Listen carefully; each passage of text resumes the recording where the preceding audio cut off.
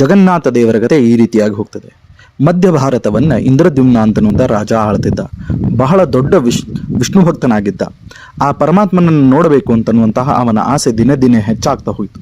ಒಂದು ದಿವಸ ಒಬ್ಬ ಯಾತ್ರಿಕನ ವೇಷದಲ್ಲಿ ಋಷಿಗಳು ಬಂದು ಆ ಇಂದ್ರದ್ಯುಮ್ನ ರಾಜನಿಗೆ ಹೇಳ್ತಾರೆ, ಏನು ಅಂತಂದರೆ, ನೀಲಮಾಧವನ ರೂಪದೊಳಗೆ ಒಡಿಸ್ಸಾದೊಳಗೆ ಆ ವಿಷ್ಣುವಿನ ವಾಸ ಇದೆ, ನೀವು ಹೋಗಿ ಅಲ್ಲಿ ದರ್ಶನ ಮಾಡ್ಕೊಳ್ಬೋದು ಅಂತ.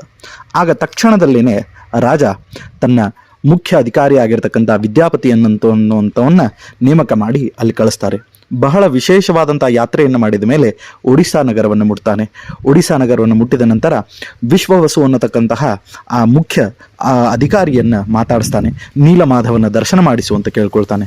ಆದರೆ ಆ ನೀಲಮಾಧವನ ದರ್ಶನ ಸಾಧ್ಯವಿಲ್ಲ ಅಂತ ಹೇಳಿ ಆ ರಕ್ಷಕ ಹೇಳಿ ಆ ವಿದ್ಯಾವಾಚಸ್ಪತಿಯನ್ನು ಕಳಿಸ್ಬಿಡ್ತಾರೆ.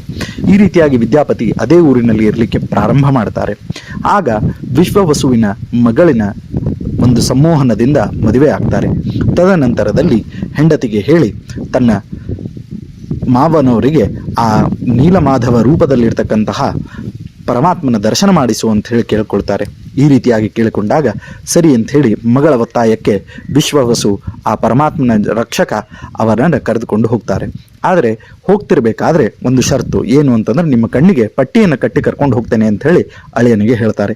ಈ ರೀತಿಯಾಗಿ ಕರ್ಕೊಂಡು ಹೋಗ್ತಿರ್ಬೇಕಾದ್ರೆ ಅವರಿಗೆ ಗೊತ್ತಾಗ್ಲಾರ್ದಂಗೆ ಎಳ್ಳಿನ ಬೀಜಗಳನ್ನು ಹಾಕ್ತಾ ಹಾಕ್ತಾ ಹಾದಿಯಲ್ಲಿ ಹೋಗ್ತಾನೆ. ಯಾಕೆ ಅಂತಂದ್ರೆ ಹೊಳ್ಳಿ ಬರ್ತಿರ್ಬೇಕಾದ್ರೆ ರಾಜನಿಗೆ ಅವನಿಗೆ ದರ್ಶನ ಮಾಡಿಸ್ಬೇಕಾಗಿರ್ತದೆ. ಈ ರೀತಿಯಾಗಿ ಒಳಗಡೆ ಹೋಗಿ ಆ ಕಣ್ಣಿನ ಪಟ್ಟಿಯನ್ನು ತೆಗೆದಾಗ ನೀಲಮಾಧವನ ದಿವ್ಯ ಭವ್ಯವಾಗಿರ್ತಕ್ಕಂಥ ರೂಪವನ್ನು ನೋಡಿ ಅವನಿಗೆ ಆಶ್ಚರ್ಯಚಕಿತವಾಗ್ತದೆ. ಕೂಡಲೇ ದರ್ಶನ ಮಾಡಿಕೊಂಡಂತಹ ವಿದ್ಯಾವಾಚಸ್ಪತಿ ಇಂದ್ರದ್ಯುಮ್ನ ರಾಜನ ಹತ್ರ ಬಂದು ಆ ರಾಜನ ದರ್ಶನಕ್ಕೆ ಕರ್ಕೊಂಡು ಹೋಗ್ತಾನೆ. ಸೊ ಎಲ್ಲೆಲ್ಲಿ ಗಿಡಗಳಿರ್ತದೋ ಆ ಗಿಡಗಳನ್ನೇ ಬೆನ್ನಹತ್ತಿಕೊಂಡು, ಎಳ್ಳಿನ ಗಿಡಗಳನ್ನೇ ಬೆನ್ನಹತ್ತಿಕೊಂಡು ಹೋಗ್ತಾರೆ. ಅಲ್ಲಿ ಹೋಗಿ ನೋಡ್ತಾರೆ, ಆ ನೀಲಮಾಧವನ ರೂಪದಲ್ಲಿರ್ತಕ್ಕಂತಹ ರಾಜ ಮಾಯವಾಗಿ ಬಿಟ್ಟಿರ್ತಾನೆ.